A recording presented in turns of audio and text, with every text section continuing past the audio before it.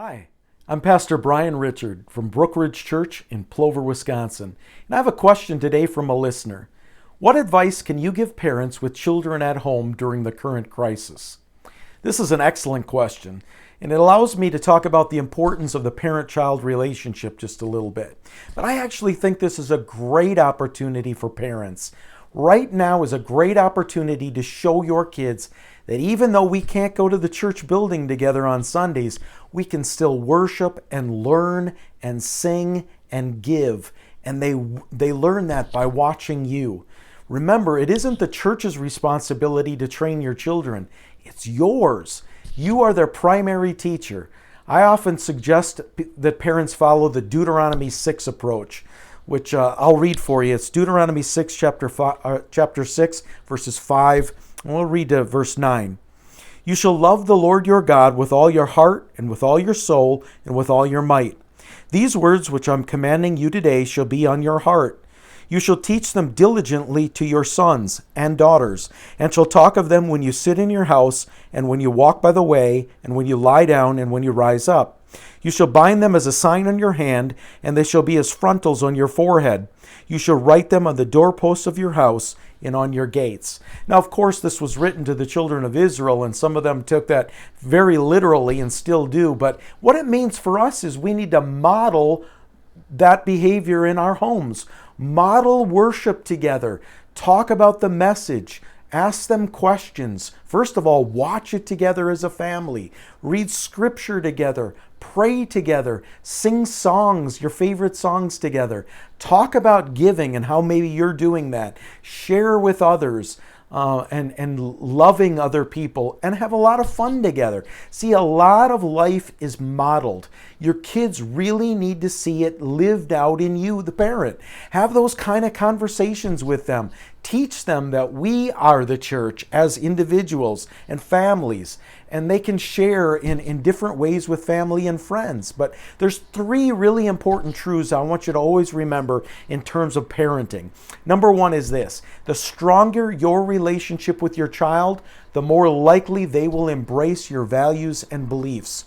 And so what I'm saying is, work hard on that relationship right now. Use every opportunity you can to build into your child and express your love for the Lord. And the more likely it is that down the road they will embrace those values. On the flip side is number two. The weaker your relationship is with your child, the less likely they will embrace your values and beliefs.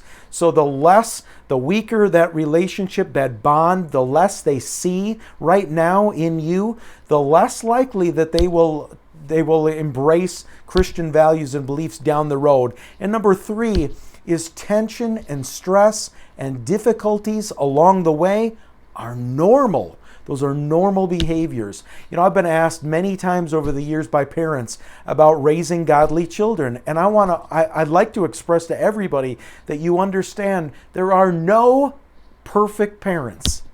There's no perfect parents. And second, you don't have the capability to be a perfect parent. So just take that pressure off yourself, okay? There's no magic formula that you can follow from A to B to get a certain result. You know, I've seen godly parents through the years that did a lot of things right, as much as possible right, and they ended up having very rebellious children. And I've also seen parents that didn't do a whole lot right, and their kids are very godly. And so rest in the fact that God is still sovereign. His purposes actually allow for the unpredictability of rebellious kids, and His grace is sufficient to cover a multitude of failures.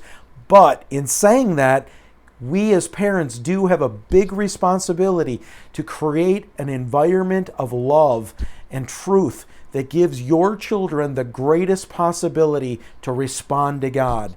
So don't underestimate the impact that you're having in your home. Don't underestimate what they're observing from you in your house. They're watching your reactions. They're watching your priorities. They're listening to the words you use. They're watching your attitudes, the things that you're saying and showing. And so this is maybe a unique opportunity that we have right now to show our children a lot of Christian love. And so later, when difficult times come, that super glue that holds you and them together will be the bond of love that you consistently showed them. So somebody has asked me, along with that question, is there any recommendations that I would have as far as resources for parents? And the answer is yes. I want you to go right now to Right Now Media, your Right Now Media account that the church has provided for you, and search for Effective Parenting in a Defective World by Chip Ingram. That's a series that we did as a church several years ago, and it is 8 sessions, video sessions, and it is one of the very best series on parenting that I can recommend. I actually have study guides to go along with that video. If you'd like one, I'd be happy to get one to you. The second thing is check out Family Life Today. That's a series that we've done at the church called The Art of Parenting, and that's on DVD and in books that we have here at the church as well. Going to Family Life Today has a lot of different books and resources and articles, videos that will be very beneficial to you as well. But hang in there, do your very best. Use this opportunity in the most productive way you can to model for your children Christ-likeness. Thanks for that great question. If you have a question you'd like to ask the pastor, please just comment in the section below. And remember, the look is up.